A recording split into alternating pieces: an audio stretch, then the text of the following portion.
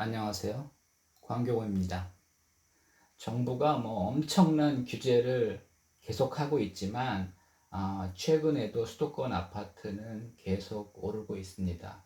저희 아파트도 6월 보통 올해 거래가 몇 개 안 됐는데 6월에만 3개가 거래가 됐더라고요. 제가 알기로는 금년에 4개가 거래된 걸로 알고 있는데 6월에만 3개가 거래됐습니다. 그것도 가격도 꽤 높은 편에 거래가 됐습니다.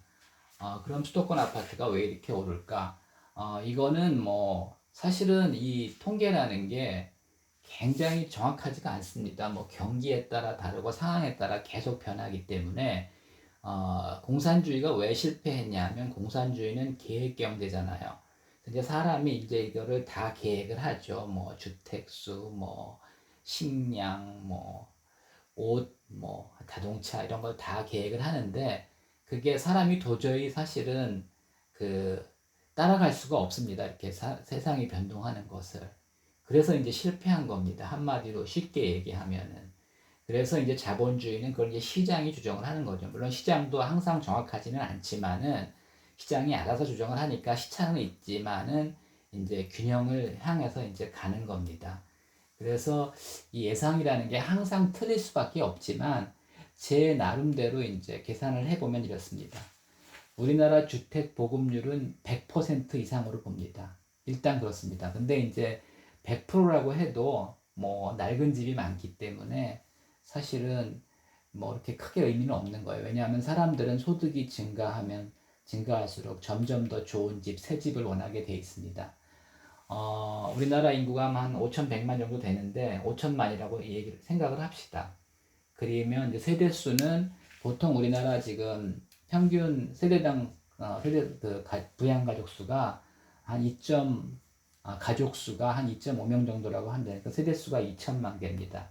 그래서 사실 집이 2천만 개가 필요한 겁니다. 여기는 아파트가 이제 많지만은 주택도 있고 오피스텔도 있고 그다음에 고시원도 있고 여러 가지 이제 형태로 이제 존재하는데 하여튼 어쨌든 한 2천 세대수가 2천만이고 집도 2천만 개가 필요합니다. 그래서 여기 이제 세대에는 싱글 세대도 있고 대가족도 있고 여러 가지가 있죠. 그래서 주택도 필요하고 아파트도 필요하고 오피스텔도 필요하고 고시원도 필요하고 이런 겁니다. 그리고 이제 우리나라 주택의 평균 수명은 한 50년 정도밖에 안 됩니다. 실제로 우리나라 30년 이상 된 아파트들이 다 노후화됐기 때문에 외국은 수백 년 된 집들도 많이 있고 우리나라도 한옥 중에서 한 200년 된 한옥도 있긴 있습니다. 근데 하여튼 최근에 현대화된 아파트들은 아파트나 연립주택, 주택들은 평균 수명을 한 50년 정도밖에 볼 수가 없습니다. 물론 이제 주인에 따라서 수리 잘하면 100년도 쓸 수 있습니다. 하지만 50년도 못 쓰는 집도 많습니다. 근데 이게 이제 제대로 이렇게 수도관이나 난방이나 이렇게 이제 제대로 되려면 한 50년 정도 밖에는 쓸 수 없다고 봅니다. 그렇다면 우리나라의 연간 주택 수요는 한 40만 정도입니다. 여기는 아파트만 포함된 건 아니고 역시 주택, 오피스텔, 고시원 이런 것도 이제 포함이 됩니다. 근데 이제 주택 수요의 60%는 사실 수도권이라고 봅니다. 그래서 수도권에 매년 24만 가구가 필요합니다. 그리고 서울에만 8만 정도가 필요하다고 봅니다. 그 중에 이제 60% 정도가 아파트 수요라고 봅니다. 그래서 서울의 아파트 공급이 4만 8천 가구 정도가 필요합니다. 이제 이게 항상 이렇게 똑같이 필요한 게 아니라 경기에 따라서 경기가 좋고 소득이 증가하면 다 내 집 마련하고 큰 집 가고 싶어 하죠.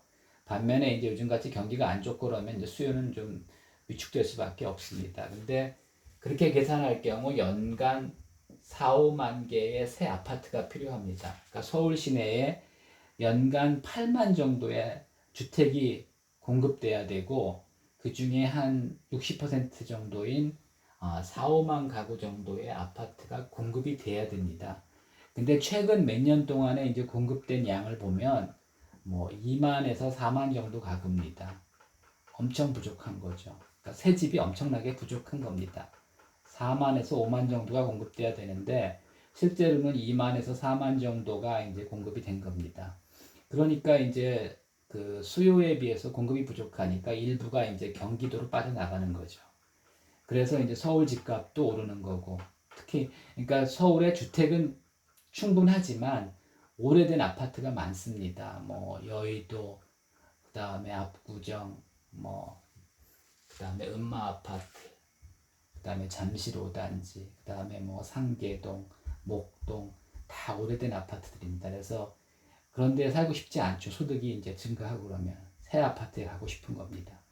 그래서 이제 수요는 이 정도인데 공급이 이 정도고, 그러니까 이제 값이 오르니까 일부는 이제 경기도로 빠지는 겁니다.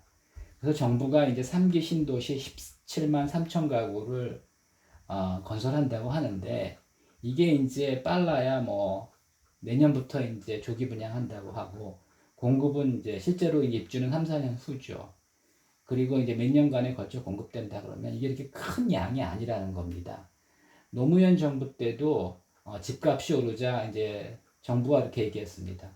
판교 신도시 이제 건설되니까 곧 진정될 거다. 판교 신도시 한 2만 5천 가구밖에 안 됩니다. 그거 가지고 이 수요를 막을 수가 없는 겁니다. 물론 이제 3기 신도시만 있는 게 아니라 기존에 뭐 파주, 운정, 뭐 김포 아직도 남아 있습니다. 하지만 이게 그렇게 충분한 양은 아니라는 거죠. 그래서 제 생각은 서울에 한 4, 5만 가구가 공급돼야 되고, 뭐 수도권은 한 10만 가구 이상의 아파트가 공급돼야 됩니다. 뭐 다른 주택이나 이제 오피스텔 이런 것도 이제 꾸준히 공급되지만 아파트만 해도 그 정도 공급이 돼야 된다는 겁니다. 그렇게 본다면 지금 현재 인구가 늘지 않고 있습니다. 올해부터는 아마 인구가 줄지도 모릅니다. 근데 인구가 늘지 않는 상황에서도 이 정도의 공급이 필요하다는 겁니다. 근데 정부는 사실은 뭐 지방은 많이 공급을 하고 있는데 택지가 많으니까 서울은 택지가 없다는 이유로 제대로 공급을 못 하고 있습니다. 그리고 재개발, 재건축도 여러 가지 이유로 막고 있습니다. 그러다 보니까 이제 집값이 오르는 거고, 정부가 계속 규제를 강화하면은 뭐 당분간은 또 이제 주춤할 수가 있습니다. 하지만 또 이제 시간이 지나면은 다시 뭐 수요가 탈환하면서 집값이 오를 수가 있습니다. 계속 오른다고 보지는 않습니다. 뭐 우리나라 소득 수준에 비해서 한계가 있기 때문에, 근데 계속 오른다고 보지는 않지만은 뭐 당분간은 공급이 확대되지 않는 한은 더 오를 거로 봅니다. 이상입니다.